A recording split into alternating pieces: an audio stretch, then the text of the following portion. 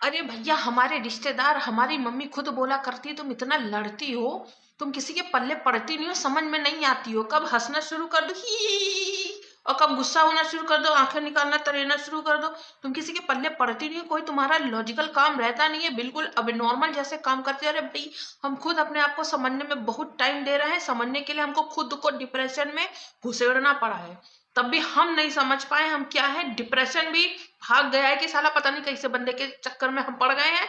Depression को depression हो गया है कि ये कौन सा आइटम हमको पकड़ा दिया गया है कि डिप्रेशन में भी हंस रहा है, रो रहा है, सबसे मारम पिट्टी कर रहा है, इसको कोई फर्क नहीं पड़ रहा है हमारे आने पे। नहीं तो लोग हमारे नाम से ऐसे भागते हैं जैसे लोग साढ़े साथी से भागते हैं। अब क्या करें यार, हम ऐसे ही हैं, हमको समझ में नहीं आता। हमको जब ज्यादा दुख होता है तो हमारे हंसी छूटने लगती है, जब ज्यादा टेंशन होती है तो हम मतलब कि लोगों को परेशान करना शुरू कर देते हैं। अकेले हम काहे टेंशन में रहे, तुम भी साला टेंशन में रहो।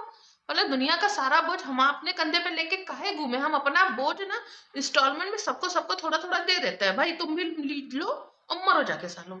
तो उनकी तकलीफ देख के, उनका बौड़मपना देख के हमें खुशी होती है। इसलिए हमें समझने में टाइम वेस्ट मत करो, क्योंकि हम खुद ही इतने सालों से खुद को नहीं समझ में आए, हमारा पैदा करने वाला नहीं समझ पा रहा है हमको। तो तुम रिश्तेदार हमको क्या समझ पाओगे, मत समझो। हमारी समझ में तुम समझोगे तो तुम्हारी समझ में पाला पड़ जाएगा, और उस पाले को हम हटाने में अपनी समझ को वेस्ट करेंगे नहीं। तुम्हारी समझ जो बहुत ही कम देके भगवान ने भेजा है, वो भी दो कौड़ी की भाव से बेकार चली जाएगी।